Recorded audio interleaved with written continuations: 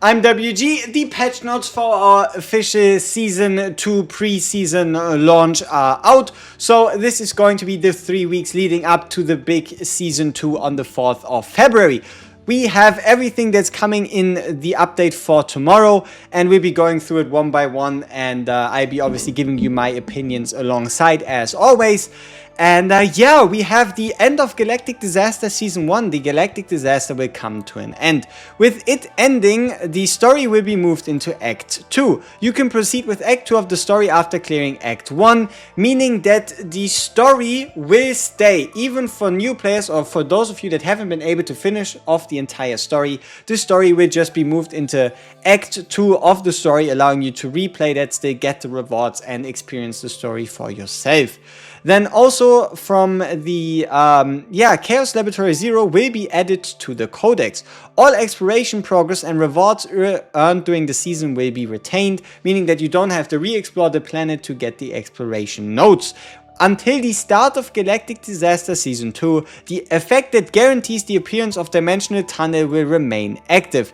As before, Dimensional Tunnel will appear in both outskirts and interior of unidentified areas, and you can get the Forbidden cards. Clearing a codex with Forbidden Tunnel will grant Forbidden Catalyst Season save data. What you realize here is that with the start of Season 2, it will be away, right?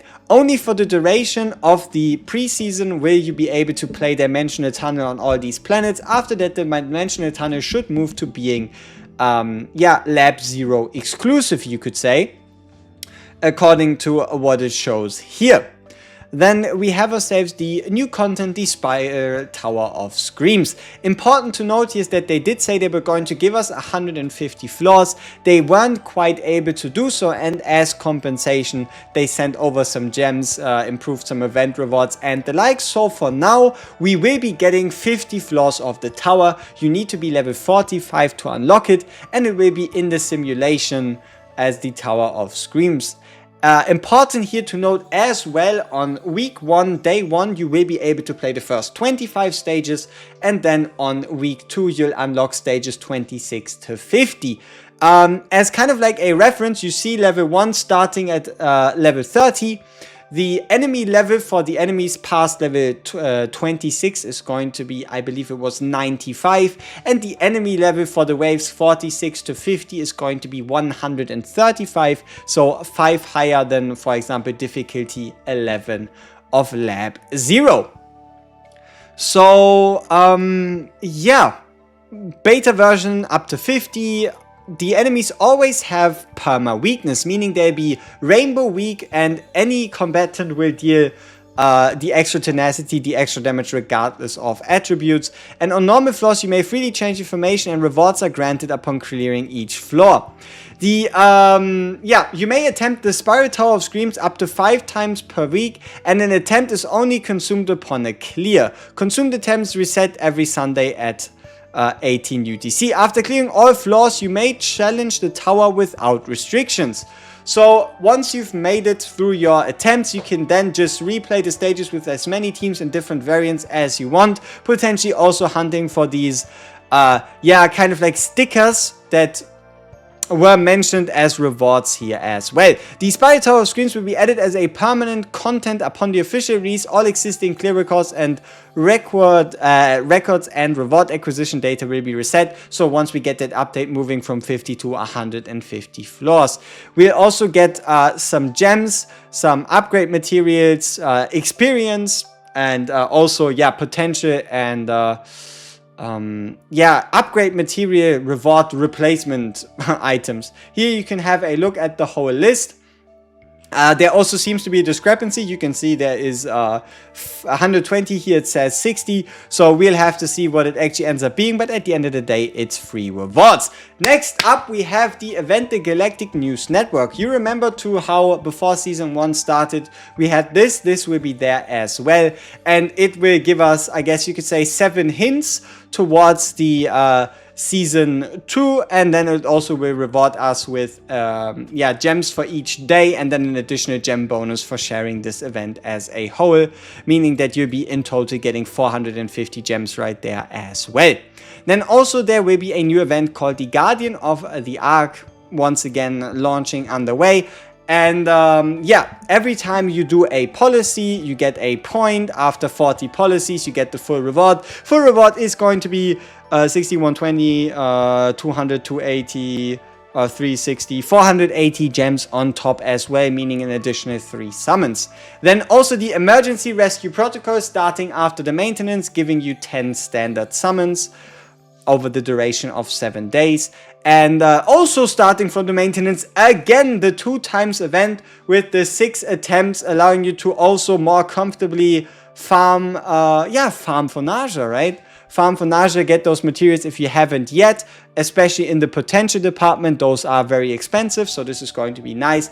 And honestly, the more they bring this and the shorter duration between this, the less important it is that it's only 6 a day. And keep in mind, regardless of what you do, you'll always get enough daily stamina a day to fully max this out, so everybody should be able to participate to the full extent. And then also another event, which for the duration from the 14th to the 4th of February, the start of Season 2, we'll be getting a Codex merch discount of 50% for all codexes crafted. And we get the Vertical Tactical Simulation for NARJA, allowing us to test NARJA out. Important here as well, we have the banner confirmed. It's going to be a NARJA Lucas Maribel banner. That's based on it obviously saying target combatants. Alright, so that will be our trial for the 3 of them. And then also we get NARJA's trauma code. This will be available from, again, our maintenance until the start of the season, and will then most likely move into the into the trauma center, where you can then unlock it with the key. So here you'll be able to unlock it straight up. Then here we have ourselves the NARJA Rescue. She will be added to the normal combatant pool after the period ends, meaning she is a standard unit.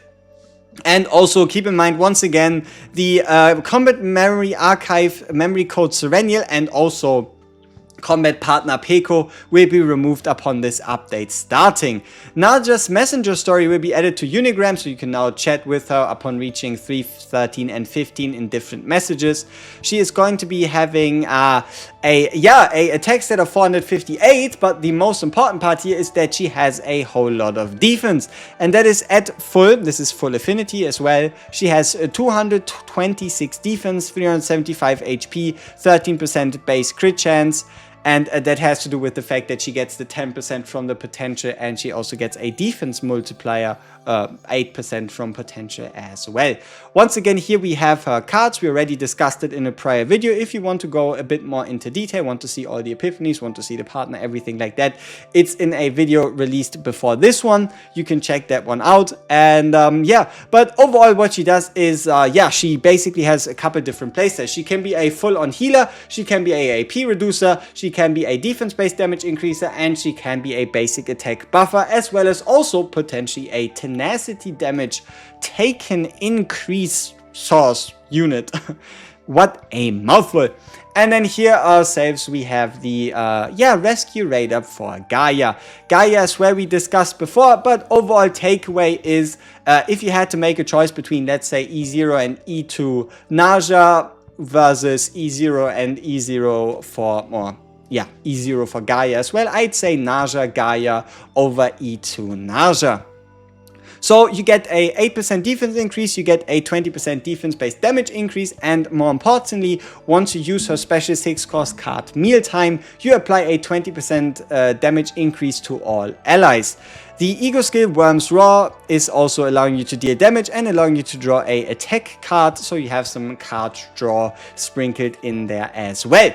You also get the trauma code update, allowing you to, experience another story alongside of just NARJA's, and that is Luke. Luke is going to get a trauma code episode of his own, once more coupled with gems, with upgrade materials, with gear level up materials. It's going to be a whole bunch of rewards just for you watching the story and getting a bit closer to the character themselves.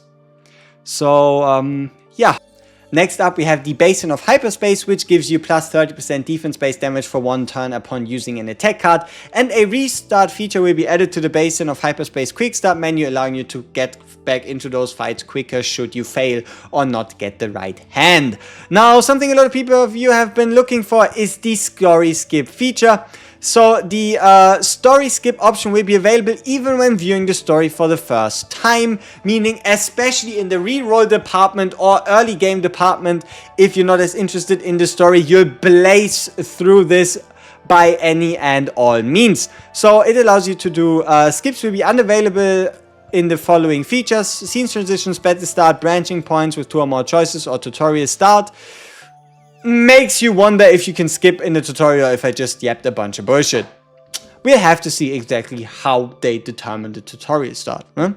So, simulation, wave system improvements. In simulation, you can now challenge the growth combatant partner and potential systems to be up to 5 times, and upon beating a singular battle, the amount of ether will scale according to the multiplier, and you receive the rewards based on the selected multiplier, meaning you can go into a singular potential fight, beat 1 potential stage, and get the equivalent of 100 ether in a singular attempt. So I don't want to hear any complaints anymore about you not being able to do the simulation fights fast enough.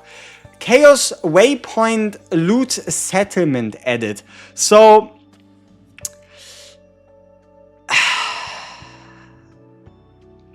what this is basically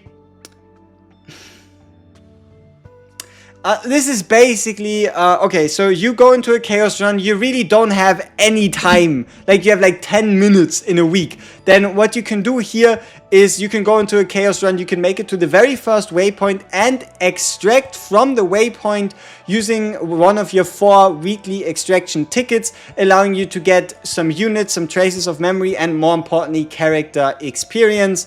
But this is mainly a feature that for 99% of cases won't become useful. But if you're really pressed for time, you can get yourself additional rewards for just using up those tickets rather than having them be reset on the weekly. The Epion Center keyword effects and mental breakdown story. During counting session at the Epion Center, keyword effects will be added to show how your selected choices impact combatants. Selecting negative choices will trigger the mental image leakage state. If the mental image leakage state occurs consecutively, so you do it multiple times in a row, the mental breakdown state will still be recovered when the counseling session ends, but you do not get any affinity. So what this means is you can now pay more attention to the affinity selections, but overall it doesn't make a difference, right? You could still click whatever you want, you just don't get any affinity, but if you do it better, you get more affinity, but your save data is safe. I know you're looking at that. I see you. I see. We'll get to it. So, convenience and usability for save data customization will be improved. The same sticker can now be applied multiple times. Awesome. I wanted to use the same sticker multiple times. Didn't work. Now you can. When removing a sticker, the sticker directly above or below it in the layer list will be automatically selected. Fantastic. Stickers that extend beyond the save data area will now appear semi-transparent. I mean, sure. A feature to flip stickers horizontally will be added. Wow. But no. Here you go. Outfit?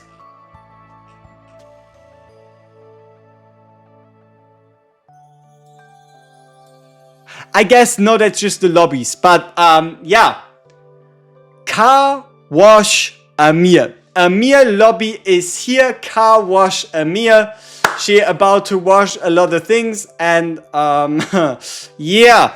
There was one main word that was used during the live stream when this was shown off. It was wet. I don't know why or who. But yeah. So, Combatants Unigram added, meaning you can now chat a bit more with these characters at Affinity level 15 for Magna, Melin, NARJA. It is what it is. Now we have the memory fragment UI/UX improvements. So there will be a better way for you to display and see all these items on a glance. You'll also get indications. You see these numbers that indicate to you how many times has a stat been hit by an upgrade. So +2 meaning it's the base version and it got rolled twice. And you'll also get highlights for stats for certain characters. You can see it as like beginner friendly stat recommendations. And then right here you have the ability to multi-upgrade. Honestly, for most cases, I don't even recommend it. What you should do here instead is just use the button to upgrade once and then use the button to again upgrade in this menu rather than go all the way, because most of the time you want to stop a upgrade session early to save yourself some resources, save yourself some upgrade materials. And but hey, if you are living for the gamble and you see a fine piece or even a bad piece and you don't care, you can upgrade it to 5 straight away. Then there'll also be the ability to use a discard tag. That is this button right here. The moment you decide a piece ain't worth your time no more, you can click this button and that marks this piece as discard ready. And the moment you go into the discard option, the discard menu, you can select already the discarded or discard marked items as a category and then at once dismantle all of these discarded pieces. And also they've now added a set indicator. You see this little set right there that is meant to tell you what kind of set an item is from. I feel like color recognition might be superior, but hey, at some point we'll probably get used to it and we'll see these sets for what they are. Yeah, so memory fragment options that are effective for the current combatant will be highlighted by text color, the newbie friendly, you could say, improvement. And when a memory fragment tag is changed, notification will be displayed. Filters are now applied immediately upon selection, and the apply filter button will change to reset. So now you don't have to hit apply, you can just click and it's instantly going to filter. What you can now also do is compare items at the same time. It doesn't show it as a picture here, but what they've shown is you can kind of slide out a transparent version of your current equipped piece to then compare it with the piece you want to equip, so you can have a look at one by one which piece is superior. You don't have to swap between those two pieces to compare them properly. Yeah. Then we have ourselves the new products. Okay, let's just briefly go through them. We have a 2,400 summons and 20 premium summons at $49.99, averaging this out to be around 30 pulls plus 5, so 45 pulls at $49.99, making it around 1.10 per pull. All right. I mean, it's pretty decent. Here we have 70 at 99, so that would make it then around like 1.3 or 1.2 something per pull. And then also there will be the Protoss regular supply and Protoss regular supply, regular rescue operation and crystal supply kit, which will be 2 times per month and 2 times per week. Giving you a permanent deal. So if you wanted to buy something for whatever reason, you'd probably buy this before you buy anything else. But obviously, spend responsibly and you have no pressure to do so. Arcanian Supply new season start and improvements. Arcanian Supply Season 3 will begin, meaning the Battle Pass. The following changes will be applied. They'll remove some missions, change up some stuff, add in some other missions, but overall everything else stays the same, right? Everything else stays the same. We still have the same Battle Pass people. You can now buy another edition. You can get yourself another combatant or another Nyx if that is your groove.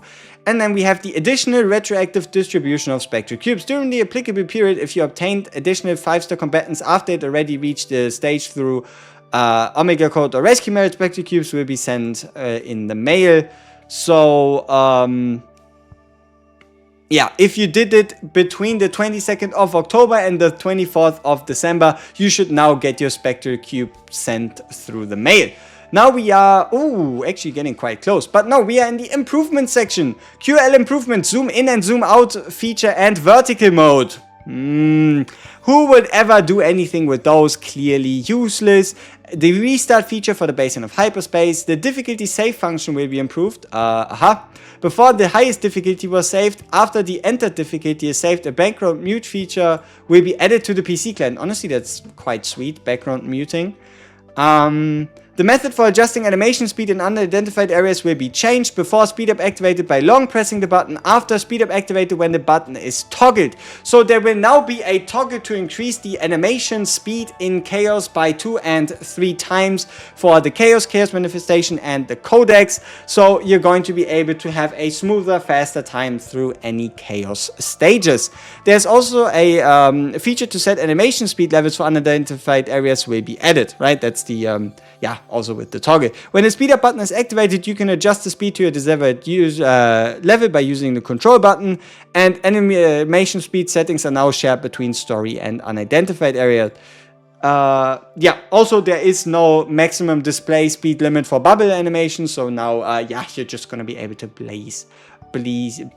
blast through it. So and this is actually quite important for some of you if you still want to take the time to do it today. Codex merge grade synchronization. The Galactic Disaster difficulty and Codex grade are now synchronized. Based on the highest difficulty cleared in the Galactic Disaster Chaos, the Codex merge grade in the Zero system will be unlocked accordingly, meaning that you should by all means go out of your way to right now defeat difficulty 11 of the Codex if you can, to save the time of having to go through rolling from difficulty 10, rolling new planets, beating those planets, doing the promotion match to a higher difficulty. So beat difficulty 11 of the Galactic Disaster. The Codex level increase options that appear as choices upon clearing a Chaos have been increased. So now, before it was an increase of 2 to 4 levels upon clearing a Chaos, now it's an increase of 8 to 10 levels. The chance for legendary codices to appear during Codex merging and upon clearing has been increased. Adjusted Codex penalty rates. The penalties with higher data value will now appear more frequently based on Codex grade, which could mean the chance for us to see something like, let's say, a tier 14 Order planet, tier 14 Passion planet, and the like. The maximum holding limit for special security code will be kept at 3. Sure. If there are no rescue records available to review in the rescue history, a guide message will now be displayed. Sure. New combatant reactions animations will be added when using Go Incursion and Sand Gift. Some monster sound effects. Sound effects will be added to the visuals triggered by Shizuru's Shadow of the Moon plus Continuous Strike. Sure. More sound effects to the waterfall of strikes that she is so good at. An elite monster suppressed servant will be added to Laboratory 0. Okay, does it also mean a new monster card? The unidentified area title icon in Chaos missions will be updated to a Chaos specific icon. Okay, when re-entering nodes with story choices and trauma code, a summary feature will be allowing for faster progression. The background of the trauma code story map will be updated from a shared background to one based on each combatant's mental breakdown. Season category added to the card collection. Upon completing Galactic Disaster Chapter 3, the Petite Haku sticker will be unlocked. This will be applied retroactively and will be applied to every combatant or every Protoss that has done it. The display speed of the typing speech bubble will be improved. Nice. An issue where the damage dealt to enemies after applying agony was applied differently from the value previewed of the HP bar will be fixed. An intermission issue where the combatant was not displayed during animations when using Serenia's attack card will be fixed. An issue where NARJA's attack animation would occasionally play when using another combatant's card after using the NARJA card will be fixed, mainly for the story. And the following issues related to Chaos Fate Inspiration will be fixed. An issue where the 4th Epiphany of Treasure's Shadow Reload card did not receive additional generation from Fate Inspiration. And additional where cards duplicated via Spirit Keyfox monster cards incorrectly received the effect of Inspiration. The position of the unidentified area speed up button differed from the speed up button shown during the story viewing. They will now be aligned. Bug fixes. The background images of the buttons in Chaos City of Mist and Chaos Vaulted Ruin will be fixed. Incorrect spacing in the ego skill description for partner Lillian. Typos in the Epione Center. An issue where the weekend description was not displayed when previewing Galactic Disaster monster card Thought Debris. Wow. An issue where unobtainable items were displayed in the rare species description in the Galactic Disaster Chaos minimap will be fixed. An issue where the background of the prologue infirmary was displayed abnormally. Fixes to overlays and menus.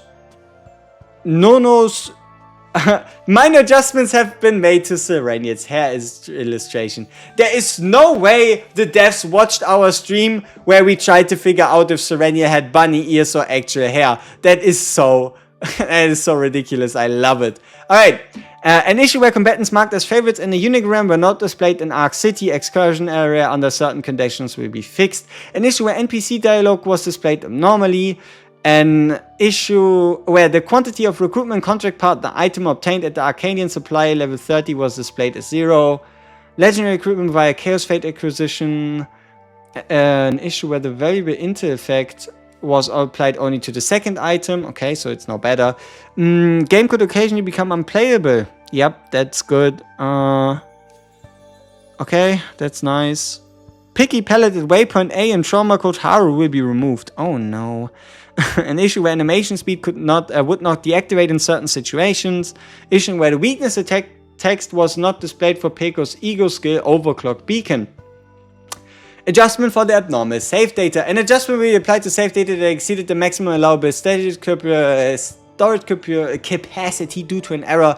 And affected save data will be saved in a state where excess save data beyond the storage limit will be removed to match the storage cap. So for those of you that remember it, back when there was an exploit in stage 5 of the Zero system, you could go to up to like 400, 500 save data. You're now getting that removed. Temporary restriction on Zero skill upgrade reset and upcoming revamp advance notice. As part of the preparations for a major overhaul of the Zero system and codex, the reset function for Zero system skill upgrades will be temporarily disabled. In the future, a large-scale revamp of the Zero system is scheduled. At that time, all existing upgrades will be reset. The chaos orbs previously used for upgrades will be carefully converted into a new currency and distributed at the time of the revamp. This temporary restriction is intended to ensure that all upgrades are included in the conversion process. Notice regarding the Codex Unique options. The Codex Unique options, which were previously announced for the 14th update, have been postponed to the February 4th update in order to ensure more content stable delivery. Okay, so the ability to get the guaranteed removal card for through the Divine option and the Divine planets will be apparently delayed to February 4th. And there will also be a dev showcase, another dev stream at the end of January, going over all the buffs and changes to Yuki, Cassius, you name it, and a overview of what to expect from Season 2 as well. So that's been it, that's been the patch notes, and as always, we see each other in the next one. Peace!